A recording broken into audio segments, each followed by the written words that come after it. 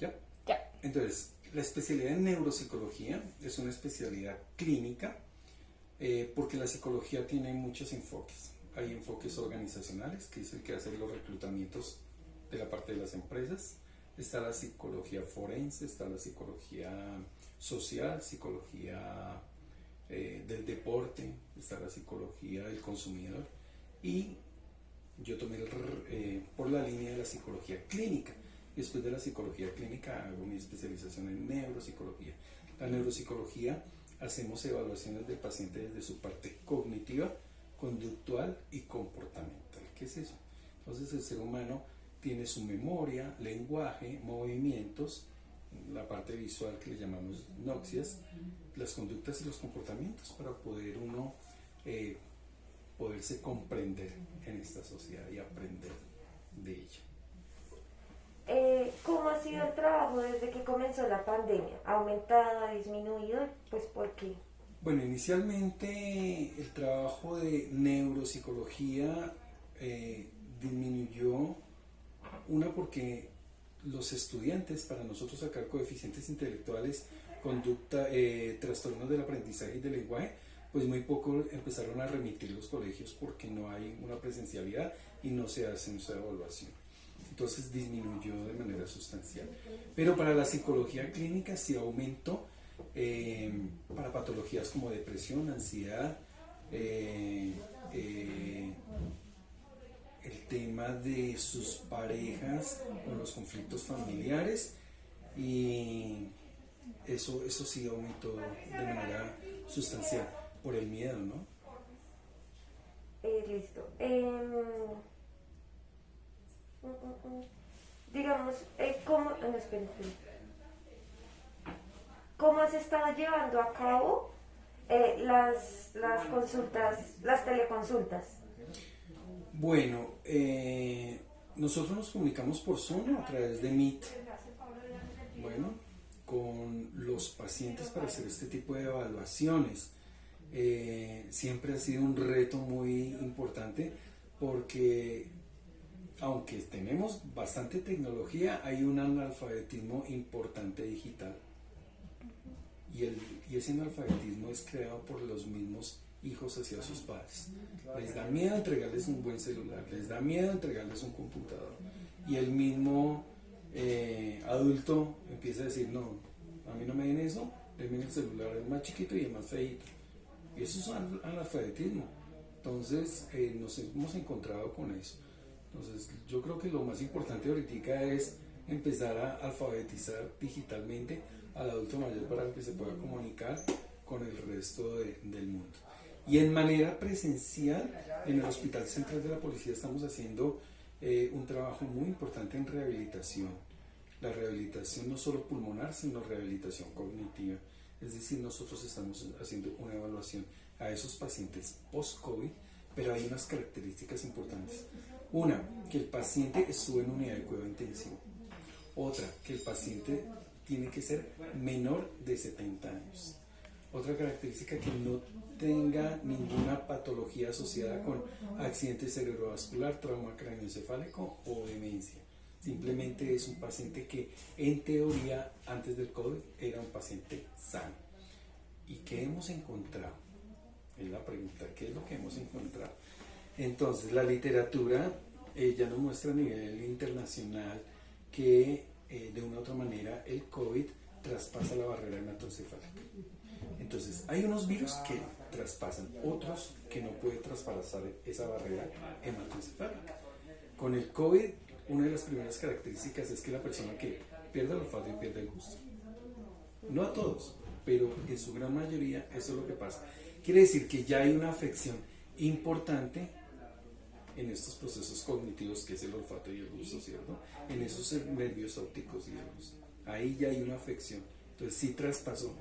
¿Qué más está pasando dentro de ese cerebro y qué es lo que está afectando? Pues miren, les voy a mostrar.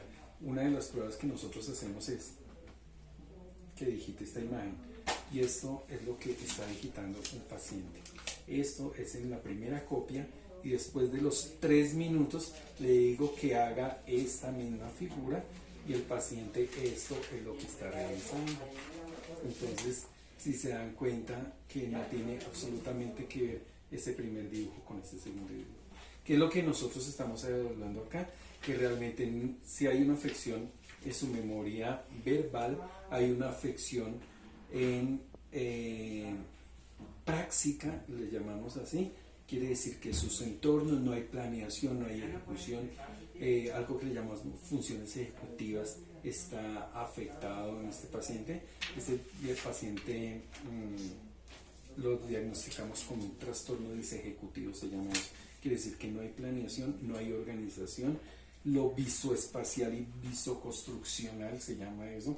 Quiere decir que ese paciente lo que se espera es que vaya a un sitio conocido y va a mirar dónde es la salida y no la puede encontrar. Bueno, quiere él organizar para vestirse, posiblemente primero se pone los zapatos y después se pone las medias y dice, miércoles, ¿aquí qué pasó? Y yo estaba bien. Entonces, sí hemos encontrado aspectos muy interesantes post-COVID. Una pregunta, usted mencionaba algo sobre las personas menores de 70 años. ¿Esas son las que atienden? ¿Las mayores de 70 años no le realizan esos estudios o cómo es? Nosotros en estos momentos estamos haciendo un estudio a ver si lo podemos publicar, pero las características son esas específicas. No es que no tenga la oportunidad de nosotros poderlos atender, sino que nos parece muy interesante qué pasa con esas características de ciertos pacientes. Entonces, tú sabes que para poder hacer un estudio, uno tiene que limitar la población, y nosotros empezamos a limitar esa población y las características. En teoría, deberíamos de estar atendiendo, claro, a todos, sí los vamos a atender, pero en el estudio que estamos haciendo tenemos esas características de la población. Por estudio, no porque no se pueda atender. Sí, claro, okay. Sí se puede atender. Listo. Bueno, tú nos comentabas que estás haciendo también teleconsulta. ¿Cómo llevas a cabo, o sea, cuál es la metodología que usas para esa teleconsulta? Porque es muy diferente estar presencial a estar pues virtual. Entonces, ¿cómo haces ahí? Ya, para hacer esa teleconsulta, pues uno, lo que le va contando el paciente es una de las características de la historia clínica. Y dos, cómo nosotros hacemos para aplicación de esas pruebas si el paciente no se encuentra. Por ejemplo, este tipo de pruebas. ¿Cierto? Esto es una prueba que nosotros hacemos y la hacemos de manera física, pero ya la hay digital. Estos libros que ustedes encuentran acá, eso lo hacemos de manera física, pero ya los tenemos digitalizados. Entonces, lo mismo, tenemos un Zoom, o tenemos Meet, o tenemos una pantalla al otro lado. Entonces, enviamos un estímulo para que el paciente no tenga ese aprendizaje y le contabilizamos el tiempo. Eso lo hacemos siempre en el momento que nos conectamos. Le decimos al paciente, por favor, imprima este estímulo. Si no hay impresora, no hay nada. Porque no, tenemos que tener impresión y garantizar que sí están imprimiendo y que en el momento se realiza la prueba con un tiempo determinado. ¿Listo? Tenemos que tener una supervisión siempre de alguien que realmente no tenga la problemática. También eso es importante. Y después hacemos que rompan esos estímulos que fueron digitales con el fin que no generen aprendizajes en el futuro, porque si no, pues no se puede hacer evaluación. ¿Qué nos hemos encontrado? Claro, tú sabes que la comunicación al principio fue un poco difícil, queríamos conectarnos y si es una región muy apartada, a veces la comunicación es difícil. Y estas pruebas por lo general tienen un tiempo determinado. En 1 minuto tienes que hacer esto, en 2 minutos tienes que hacer eso. Y se va la conectividad. Ahí es donde tenemos nosotros un poco de falencias, pero hemos tratado pues de que si generamos la falencia no calificamos ni evaluamos, simplemente anulamos la prueba. Nosotros tenemos que garantizar como profesionales es que todo esté muy bien en conectividad y muy bien en las características que debe tener el paciente para poder aplicar la prueba, y si no, pues no nos serviría. Tú nos mencionabas ahorita que, digamos, ahorita actualmente has atendido más adultos mayores. Y, o sea, digamos que los adultos mayores, como tú nos mencionabas, tienen una falencia con lo digital.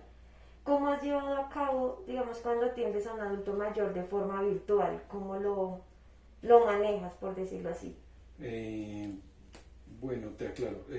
Estamos atendiendo en el programa este tipo de adulto. pero yo atiendo absolutamente todo. Estoy atendiendo niños y adultos y niños post-COVID, ¿sí? Pero en niño post-COVID no he encontrado características con problemas, sino antes el coeficiente intelectual que he encontrado ha sido un poco más alto. que es bien importante. Claro, con el adulto, primero es quitarle ese estigma que un computador muerde.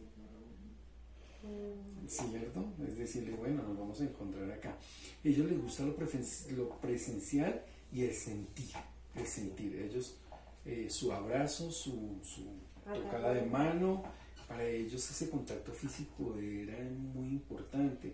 Es muy, muy difícil para ellos decirle a uno, oiga, a través de este vidrio, ¿será que sí me entiende o no me puede entender? Y una de las limitantes también es el tiempo, ¿no?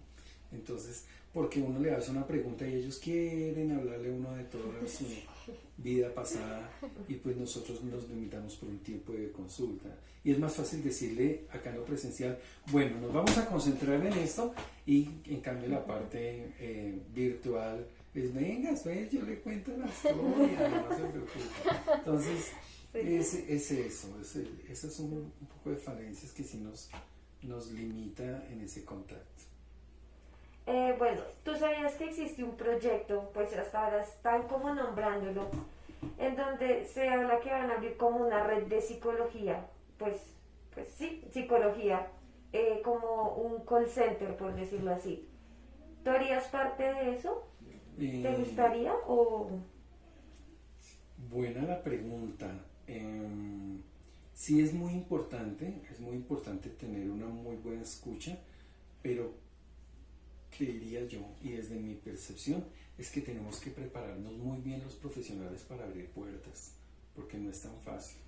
No es tan fácil en psicología clínica, que es tu pregunta, una persona que me llame con una depresión, poder uno encaminar la depresión y que no se me vaya a suicidar a través de una línea telefónica, es como yo hago en el movimiento ese ajuste, ¿no? Esa conexión que tengo. Y creería que tenemos que aprender todavía muchísimo, porque no cualquier persona que tenga el título de psicología está capacitada para ello, ¿sí? Entonces, es muy bueno que lo hicieran con profesionales especialistas inicialmente, porque con todo respeto, la persona que recién se gradúa se estrella uno muy fácil de abrir muchas puertas y no poderlas cerrar. Y ahí es donde tiene uno las dificultades. Entonces, para mí es importante una muy buena capacitación, una muy buena especialización, y cuando tenga todas las herramientas y pueda estar cerrando casos. Porque aquí yo abro, tú me cuentas la historia, pero la psicología no es del abrazo. Ven, yo te abrazo, ven, yo te quiero, yo sé que tú tienes la razón. La psicología, a diferencia de otras especialidades, es una especialidad, es una profesión que debe ser científica, y para ser científico tiene que ser medible y cuantificable. Entonces yo tengo que medir y cuantificar lo que estoy haciendo. Entonces por eso yo no puedo estar dándote la palmada y abrazándote para saber si yo tengo que decirte qué pena, pero tú eres la que estás fallando. O tú cambias o no tenemos una varita mágica, no existe una varita mágica para decir, pues tú eres la responsable de los actos que estás cometiendo, y si para mí, como psicólogo, si me lo estás preguntando, es mejor tomar una buena decisión, que lo están haciendo ustedes, de separarse. Es lo más práctico. Pero es que yo fui para que tú me arreglaras la vida, no para que me separaras. Pero es mejor la separación, es mejor el dolor y cerrar el ciclo, ¿no?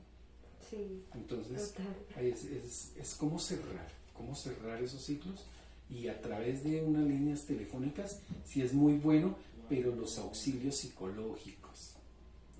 El auxilio psicológico es como los primeros auxilios que hacen en un momento, es, listo, yo hago una contención y después te cito presencialmente para poder hacer unas buenas sesiones terapéuticas. ¿Listo? Eso sí es muy bueno, los contact center para eso. ¿No? Okay. Listo, muy interesante ese punto de vista.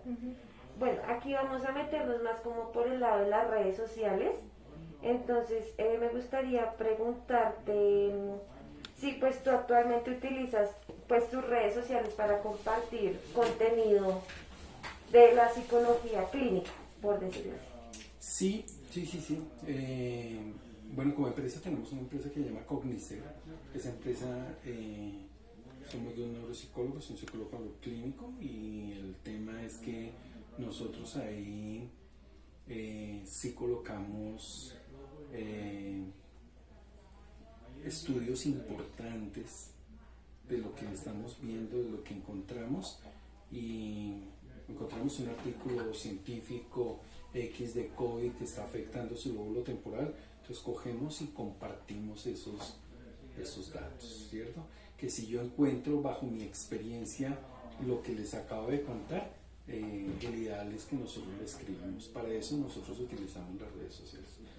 El que tenga mi WhatsApp personal, por lo general sí no coloco las frases de todos los días que los quiero mucho, que los amo, sino que realmente es, por ejemplo, como la vacuna.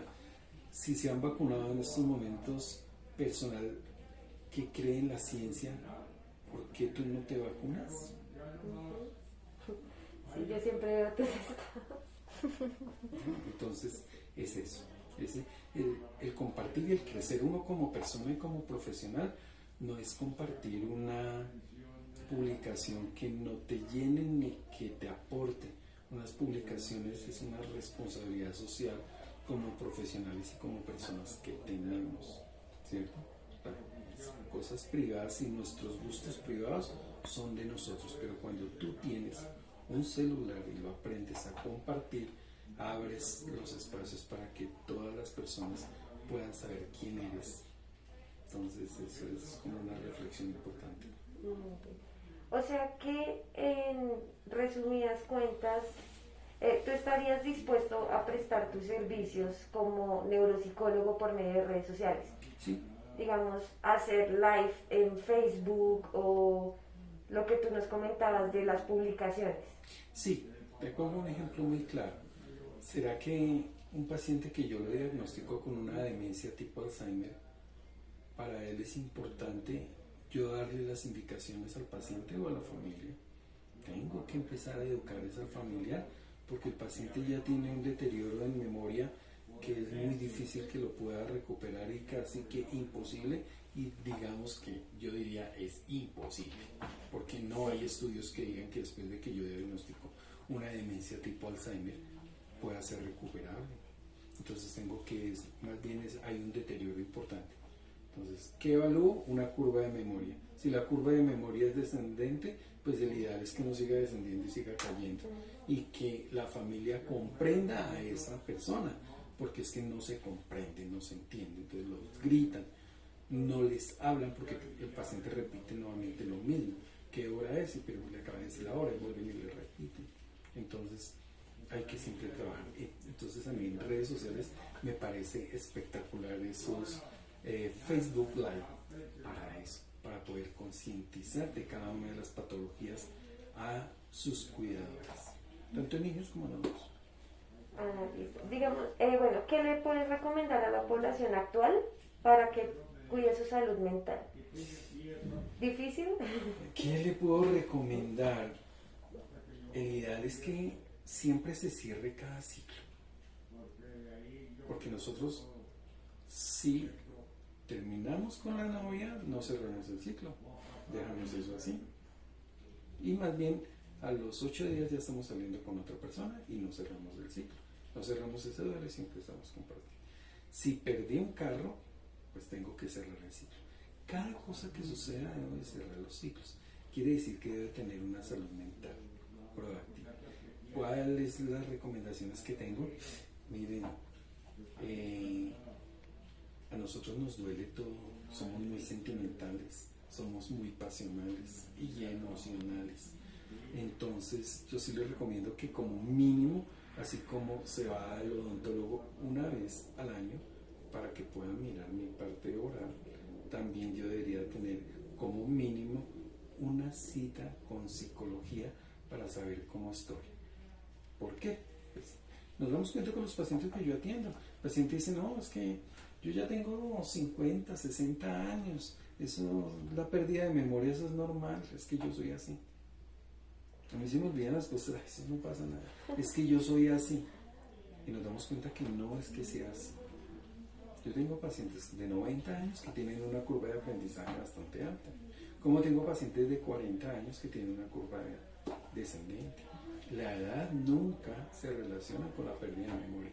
Entonces, por eso sí es importante, como vamos hacemos una consulta para medicina general, para que me mire los laboratorios, cómo estoy yo, si tengo los triglicéridos altos, si tengo el colesterol alto, ¿verdad? Entonces, ahora la pregunta es para ustedes, ¿cuántas veces han ido al psicólogo? ¿Tú fuiste mi última vez? Yo nunca. Ya, entonces, nunca, ¿verdad? Entonces hay que mirar y autoevaluarse en eso. ¿Será que soy impulsivo? ¿Será que soy agresivo? ¿Será que soy muy pasivo? ¿Será que yo soy de mal genio porque mi mamá es así o mi papá es así? Y entonces, que me aguanten, yo ya soy así, punto. Pero ¿qué pasa con la relación cuando compartes con otro?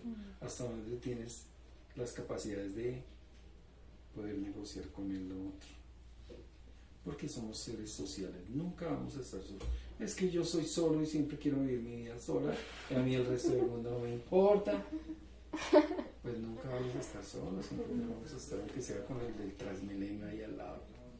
Entonces, es eso. Muy bien. ¿De qué forma crees que puedas ayudar a esas personas que no tienen como un sustento económico para poder acceder a una consulta? Bueno, las universidades tienen consultas gratis, ellos están tanto aprendiendo como estudiantes a ser muy buenos profesionales y siempre van a tener el acompañamiento de un profesional para eso. Entonces les recomiendo siempre ir a esas estancias de las universidades si no hay dinero, porque las consultas de psicología pues posiblemente cuestan y uno invierte preferiblemente no en iPhone y no vas a invertir en 3 o 4 sesiones terapéuticas. No lo hace, porque es que es más fácil el placer que el dolor que me digan qué es lo que tengo. Entonces uno es emocional, ¿sí? El placer. 2, hay muchas fundaciones en las cuales uno trabaja, ¿cierto? Porque uno como profesional tiene que hacer cosas sociales. Entonces tenemos una fundación que se llama Fundación Ángeles y allá hacemos consulta y allá hacemos consulta social. Quiere decir que le cobramos 5,000 pesos porque yo no la doy gratis. Porque no, que si todo lo que se regala nunca se valora, entonces siempre se le debe de cobrar a alguien que le cueste, algo que le cueste, que llegue con una chica. Entonces cobramos 5,000 por la consulta, que es un dinero que va para la fundación para pagar servicios públicos además, ¿cierto? Pero no lo hacemos gratis. Siempre debe tener algún costo. Ya que nos hablas de la Fundación Ángeles, ¿nos podrías contar de qué se trata esa fundación? Bueno, la Fundación Ángeles es una fundación que se creó para la atención de niños con algún deterioro cognitivo o como síndrome de Down, como parálisis cerebral, trastornos del lenguaje, trastornos del aprendizaje, niños con cáncer. Y esto se crea, ya lleva 12 años la fundación, para ayudar a esas familias vulnerables. Entonces se hacen actividades de psicología, de neuropsicología, de educación. Entonces hay universidades que prestan los servicios ahí, y nada, el tema de nosotros es siempre orientar. Se reciben donaciones, por ejemplo, de ropa, pero la ropa tampoco la regalamos, entonces tiene también un valor. Entonces si te llevas una chaqueta te vale 1,000 pesos, si te llevas 4 zapatos te valen 2,000 pesos. Entonces nosotros ahí que creamos es conciencia, porque si le regalamos la ropa, pues van y la botan. Se regalan mercados, eso sí, como se recibe el mercado se entrega para los más juiciosos, para las personas que realmente fueron a una capacitación. Entonces vamos a dar una capacitación de depresión, entonces todos participaron, perfecto, entonces les damos puntos a los que están participando y al final se hace entrega de mercado, se hace los cumpleaños de los chicuelitos, hacemos dos actividades muy importantes. Es en Navidad, que es Dona tu regalo, ¿cierto? Y también hacemos, ahorita para la que pasó, fue útiles escolares. ¿No? Pero pues es que todos somos tan emocionales y sentimentales, solo regalamos en diciembre los útiles, pero la fundación es todo el año. Entonces mientras el transcurso del año también pues nos quedamos cortos, pero bueno, esa es la situación acá. Bueno, ¿qué aspectos importantes se diferencian entre la presencialidad y la virtualidad en los pacientes? Nosotros si quisiéramos, o sea, chévere sería poder caracterizar, es que yo hago la virtualidad con el que sí tiene las habilidades cognitivas para poderse conectar y quien no. Pero en este momento no tenemos ningún, nosotros lo hacemos, nos sale la agenda y nosotros nos conectamos. Si vemos que hay dificultad, remitimos y decimos qué pena, pero tiene que ser presencial. ¿Sí? La diferencia no la hacemos por grupos de edades ni nada, sino simplemente tiene las habilidades, si tiene las habilidades, lo estamos logrando, si lo logramos, perfecto, hacemos informe, ¿sí? ¿No? ¿Y cuál es la preferencia de los pacientes actualmente? ¿Prefieren presencial o virtual? Siempre van a presencial, siempre él quiere sentir, quiere tocar, quiere saber que eso es así, no le importa que si es por tiempo, por distancia o por dinero, siempre al paciente le gusta la presencialidad. Listo, muchísimas gracias. ¿Ya? ¿Eso sería? Hay algo del freelance, yo no sé qué vaina ya. Sí. Sí, tú ahorita estás trabajando o trabajarías de forma freelance, es que no sé cómo se dice, ¿sí se dice freelance? Freelance. Esta vaina de freelance es que las universidades deberían de no tener tanto relleno, con todo respeto, pero sí le deberían de enseñar a cada uno de los profesionales a ser independientes, a crear empresas, crear empleo, y es fortalecerse uno como empresario y poder de esa manera crecer como país, ¿cierto? Sí. El freelance es qué capacidades tienes tú para poder crecer como empresa, qué capacidades tienes tú para vender y de qué manera lo harías, cómo lo harías. Entonces ahí te estrellas con la vida, porque necesitan un publicista y tendré plata inicialmente publicista, entonces uno entra a las redes sociales a buscar a ver dónde hacen las tarjetas gratis y sale free, tarjetas free, entonces uno la coge ahí y dónde está el trabajo del publicista. Entonces ya, ¿qué va a pasar con los publicistas? Entonces el publicista le puede diseñar a uno una página web, ¿cierto? Y uno termina ingresando a Wix, páginas web gratis, y la viene haciendo. ¿Y dónde está el publicista? ¿Cierto? Entonces las universidades deben de crear para sus estudiantes que todos sean Wix. ¿Cierto? ¿Cómo llegar ahí? Es como los videojuegos en los niños. No le enseñes a tu hijo a jugar, sino enséñale a cómo se crea un juego para que de esa manera vas a ganar dinero. Y si ustedes ven como publicistas, la competencia es bastante alta, porque nosotros como universidad no estamos capacitados, no nos capacitan para ser empresarios, nos capacitan para ser empleados. Entonces uno sale y dice, ¿cuánto le están pagando a un publicista en tal parte? No, oiga, yo ¿cómo voy a crear empresa para que se enamoren de mí, para que crean en mi producto, para que sea que yo sé que tengo buenas ideas y sea algo diferente? ¿Ve? Entonces, eso es un paso muy importante, pero le toca a uno a través de la vida ir creciendo con la experiencia para poder ser un buen freelance, porque ahorita el freelance está por todo lado. Todo el mundo quiere ser freelance, todo el mundo quiere ser coaching. Todos son coaching, todos son freelance y realmente la palabra es muy interesante, pero sí hay que empezar desde la escuela, desde la docencia, empezar a creer uno como empresario. A veces uno sí tiene materias de emprendimiento, claro que las tiene, pero no se focaliza cuáles son las habilidades que tenemos cada persona para eso. porque en la docencia es qué habilidades tú tienes, porque todos no los pueden calificar con lo mismo. ¿Cuáles son las habilidades que se tiene como ser humano a través de las neurociencias? ¿Estás de acuerdo? Bueno, muchísimas gracias. Ramiro. Bueno, Estuvo muy interesante.